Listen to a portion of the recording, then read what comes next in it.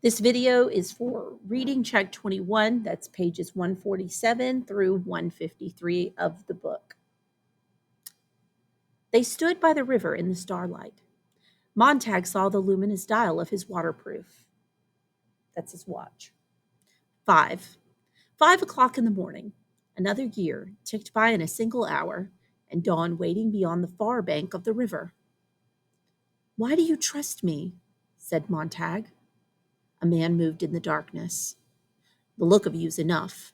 You haven't seen yourself in a mirror lately. Beyond that, the city has never cared so much about us to bother with an elaborate chase like this to find us. A few crackpots with verses in their heads can't touch them, and they know it, and we know it. Everyone knows it. So long as the vast population doesn't wander around quoting the Magna Carta and the Constitution, it's all right. The firemen were enough to check that now and then. No, the cities don't bother us, and you look like hell." They moved along the bank of the river going south. Montag tried to see the men's faces, the old faces he remembered from the firelight, lined and tired. He was looking for a brightness, a resolve, a triumph over tomorrow that hardly seemed to be there. Perhaps he had expected their faces to burn and glitter with the knowledge they carried, to glow as lanterns glow with the light in them. But all the light had come from the campfire, and these men had seemed no different than any others who had run a long race, searched a long search, seen good things destroyed, and now, very late, were gathered to wait for the end of the party and the blowing out of the lamps. They weren't at all certain that the things they carried in their heads might make every future dawn glow with a purer light. They were sure of nothing save that the books were on file behind their quiet eyes. The books were waiting with their pages uncut for the customers who might come by in later years with some clean and some dirty fingers. Montag squinted from one face to another as they walked. "Don't judge a book by its cover," someone said. And they all laughed quietly, moving downstream. There was a shriek, and the jets from the city were gone overhead long before the men looked up. Montag stared back at the city, far down the river, only a faint glow now. "My wife's back there." "I'm sorry to hear that. The cities won't do well in the next few days," said Granger. "Oh, really?" "It's strange. I don't miss her. It's strange I don't feel much of anything," said Montag.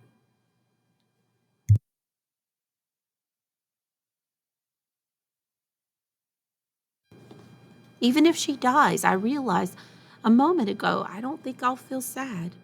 It isn't right. Something must be wrong with me." "Listen," said Granger, taking his arm and walking with him, holding aside the bushes to let him pass. "When I was a boy, my grandfather died, and he was a sculptor.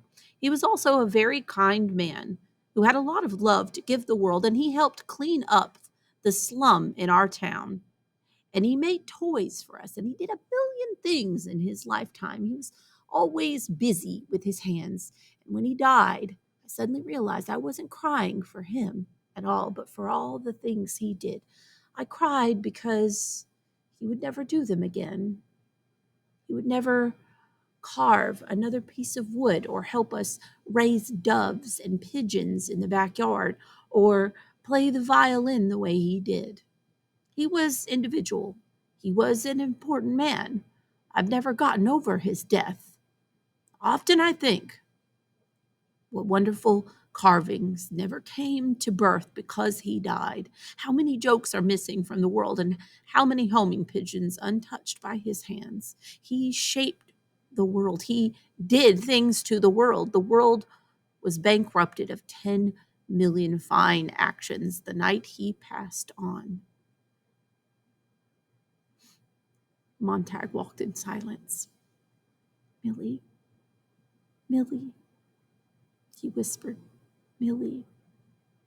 What? My wife. My wife. Poor Millie. Poor Millie.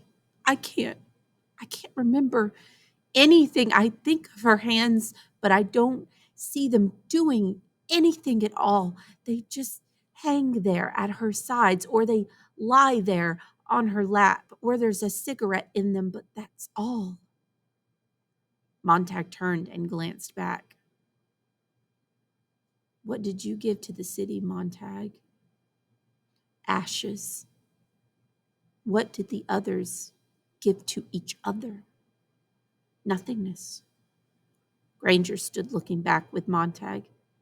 Everyone must leave something behind when he dies, my grandfather said. A child, or a book, or a painting, or a house, or a wall built, or a pair of shoes made, or a garden planted, something your hand touched some way so your soul has somewhere to go when you die. And when people look at that tree or that flower you planted, you're there. It doesn't matter what you do, he said, so long as you change something from the way it was before you touched it into something that's like you after you take your hands away. The difference between the man who just cuts lawns and a real gardener is in the touching, he said. The lawn cutter might just as well not have been there at all. The gardener will be there a lifetime. Granger moved his hand. My grandfather showed me some V2 rocket films once, 50 years ago. Have you ever seen the atom bomb mushroom from 200 miles up? It's a pinprick. It's nothing with the wilderness all around it. My grandfather ran off the V2 rocket film a dozen times and then hoped that someday our cities would open up more and let the green and the land and the wilderness in more, to remind people that we're allotted a little space on earth and that we survive in that wilderness that can take back what it has given as easily as blowing its breath on us or sending the sea to tell us we're not so big. When we forget how close the wilderness is in the night, my grandpa said, someday it will come in and get us, for we will have forgotten how terrible and real it can be. You see? Granger turned to Montag. Grandfather's been dead for all these years, but if you lifted my skull, by God, in the convolutions of my brain, you would find the big ridges of his thumbprint. He touched me.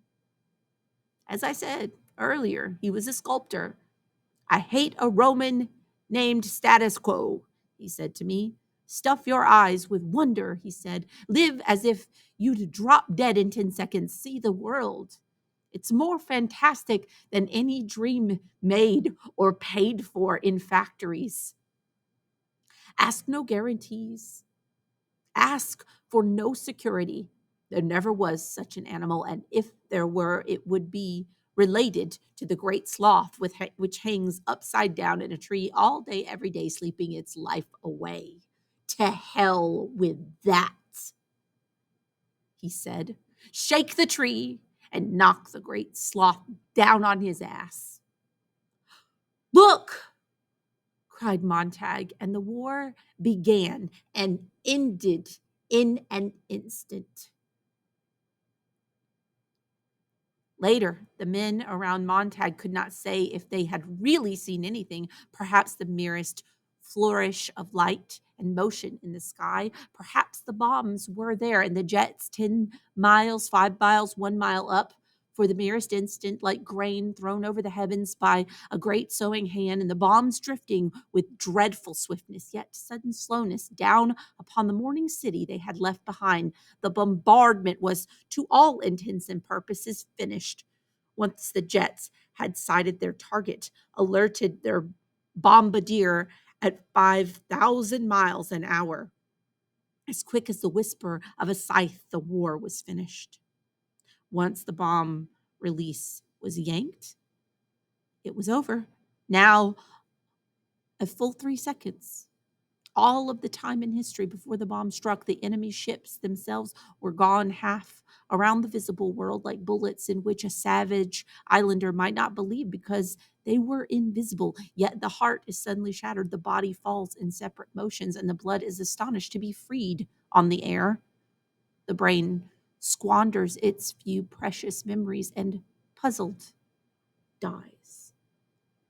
This was not to be believed. It was merely a gesture. Montag saw the flirt of a great metal fist over the far city, and he knew the scream of the jets that would follow would say after the deed, disintegrate, leave no stone on another, perish, die.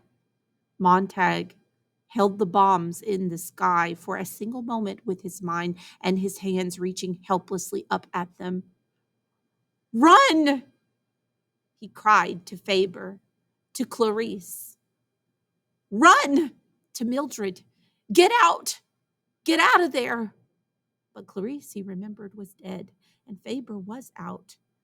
There, in the deep valleys of the country somewhere, the 5 a.m. bus was on its way from one desolation to another. Though the desolation had not yet arrived, was still in the air. It was certain as any man could make it. Before the bus had run another 50 yards on the highway, its destination would be meaningless, and its point of departure changed from metropolis to junkyard. And Mildred, get out! Run!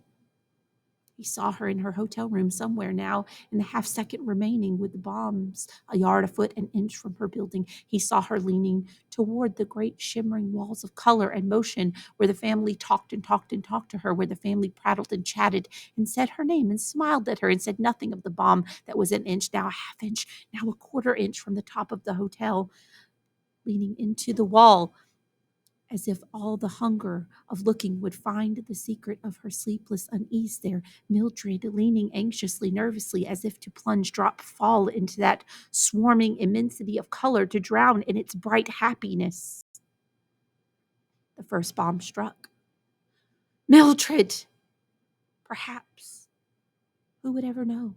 Perhaps the great broadcasting stations with their beams of color and light and talk and chatter were first into oblivion. Montag, falling flat, going down, saw or felt or imagined he saw or felt the walls go down, go dark in Millie's face, heard her screaming, because in the millionth part of time left, she saw her own face reflected there in a mirror instead of a crystal ball, and it was such a wildly empty face, all by itself in the room, touching nothing, starved and eating of itself, that at last she recognized it as her own and looked quickly up at the ceiling, as it and the entire structure of the hotel blasted down upon her, carrying her with 1,000,000 pounds of brick, metal, plaster, and wood to meet other people in the hives below, all on their quick way down to the cellar, where the explosion rid itself of them in its own unreasonable way.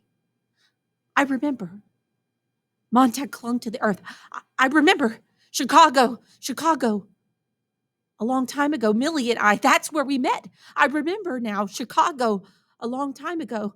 The conclusion knocked the air across and down the river, turned the men over like dominoes in a line, blew the water in lifting sprays, and blew the dust, and made the trees above them mourn like a great wind passing away south.